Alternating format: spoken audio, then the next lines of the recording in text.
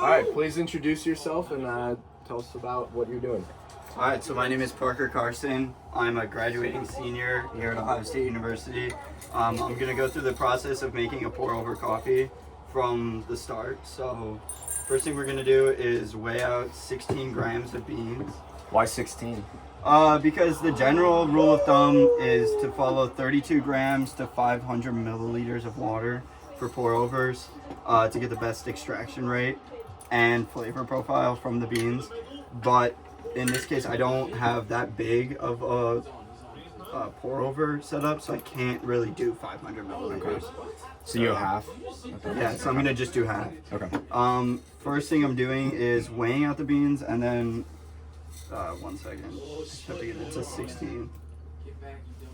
Okay, there we go. All right, so 16.1. Yeah, close enough. It's not an exact science.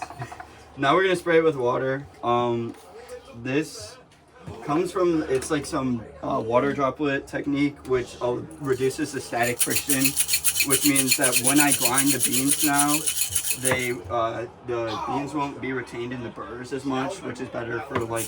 Why do you need to shake it up and not? I shake it up just to mix around the water because I don't want the water droplets to be too big so that the beans get stuck on the outside of the coffee grinder, but I want them to still be a little wet so that they. So it still reduces that static tension. Okay. Alright.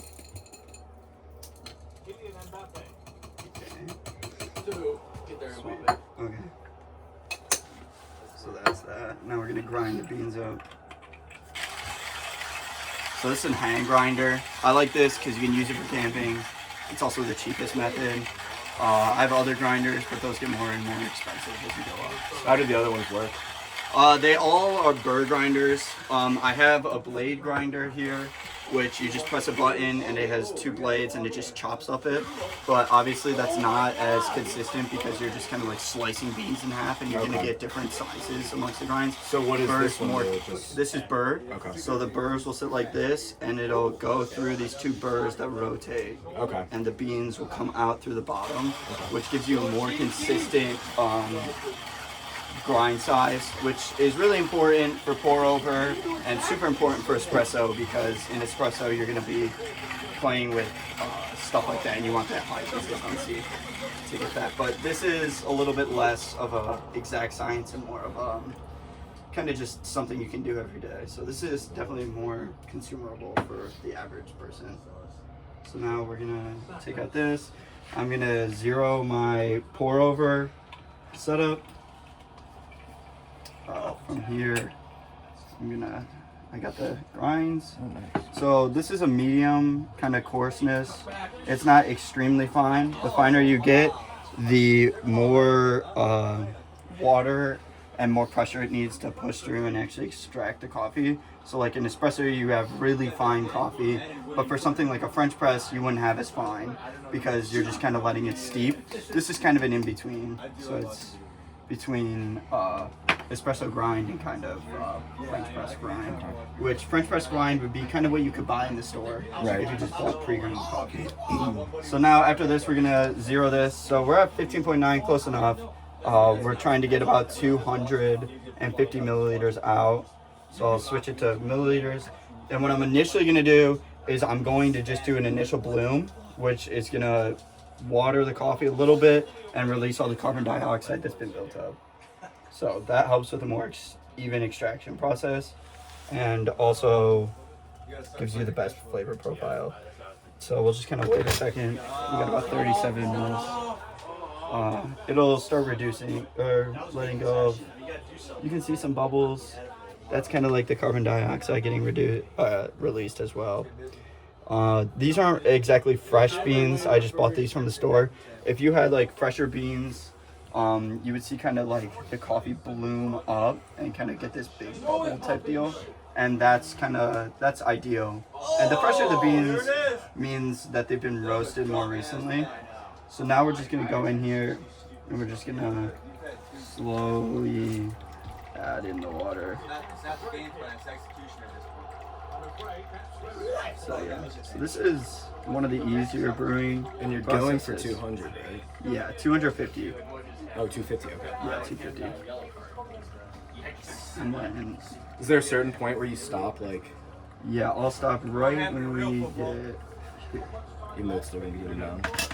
Yeah, so now it's only the water that's been weighed in. Oh, okay. So really, we'll get 250 milliliters of coffee out. Okay. So we'll just let it run through.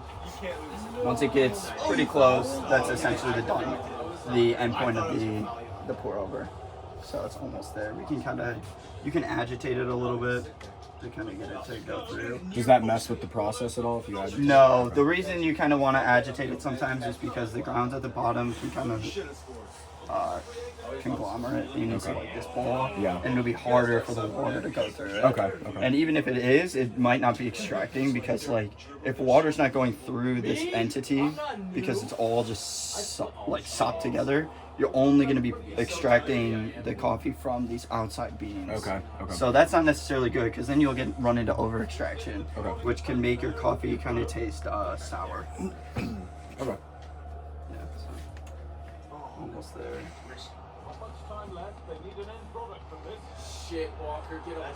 Is this the last step in the process? Or? Yep. After Okay. this, we're done. So I got a couple post process questions for Okay. you. One, how long have you been making coffee this way? I've been doing this for the past 4 years. Okay. Has this always been how you've made it, or did you ever use a No. different method? So initially, when I really got into coffee, I was just drinking pot coffee like you would drink at work.